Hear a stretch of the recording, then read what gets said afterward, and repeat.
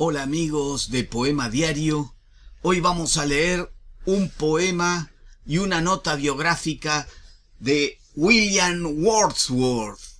Este gran poeta romántico inglés nació en Cumberland, Inglaterra, al norte, al límite con Escocia, el 7 de abril de 1770 y falleció también en su tierra natal de Inglaterra el 23 de abril de 1850 con 80 años. Fue uno de los más importantes poetas románticos ingleses, junto a Samuel Taylor Coleridge y otros más que ya nombraré. Contribuyó al inicio de la época romántica en la literatura inglesa, muy importante. Ellos dos, Coleridge y Wordsworth, publicaron las baladas líricas en 1798, con 28 años nuestro autor. Esta obra influyó de modo determinante en el paisaje literario del siglo XIX. Fue además poeta laureado de Inglaterra desde 1843 hasta su muerte en 1850. El poeta laureado es aquel que el gobierno o los reyes o el presidente de la república le da honores y a veces también le encarga himnos y poesías para hablar y cantar sobre alguna gesta importante de la nación. El carácter innovador de su poesía tiene que ver también con su atención a los personajes humildes y al tratamiento del lenguaje, que es emotivo, sencillo e inmediato de comprensión. Wordsworth fue el segundo de 5 hermanos en esta región británica de los lagos. Al morir su padre en 1778, nuestro autor tenía 8 años. Al morir su madre en 1778, nuestro autor tenía 8 años. Su padre lo envió al colegio de Hawkshead. 1783 murió su padre, que era abogado y asesor de James Lowther, primer conde de Lonsdale. Aquí este conde no les dejó cobrar la herencia de su padre, la reclamó para sí, como son muchos de los poderes fácticos, hasta que murió el conde en 1802. La familia y nuestro autor, William Wordsworth, no pudieron cobrar la herencia legítima de su padre. Eran 5.000 libras, era un gran dinero. Todas estas cosas, las muertes de su madre y de su padre en la juventud, quedó a la tutela de sus tíos. Todo esto a pesar de tener una infancia feliz, pero estas desgracias le marcaron para siempre. Comenzó a estudiar en el St. John's College de Cambridge, 1787, con 17 años. En 1790, con 20 años, con su amigo Robert Jones, emprendió un viaje a pie por el continente europeo, visitando Francia revolucionaria.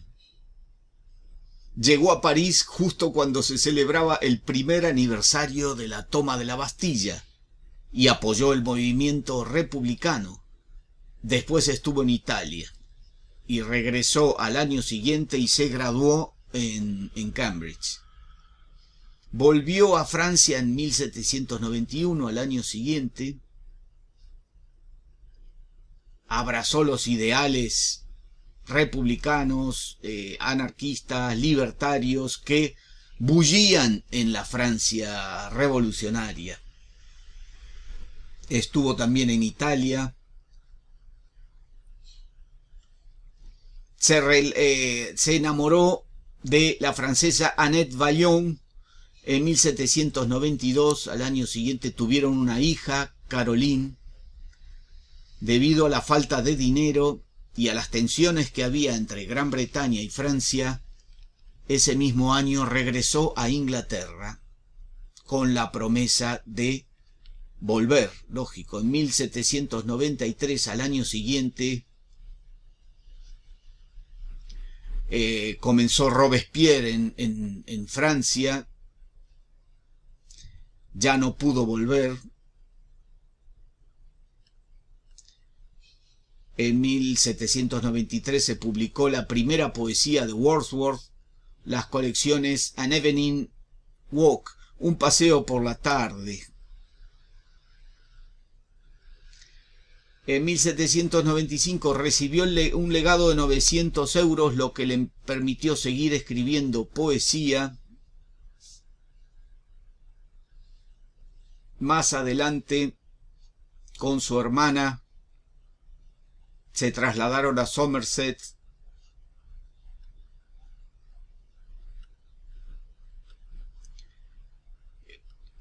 Su amistad con Coleridge fue muy importante en estos tiempos.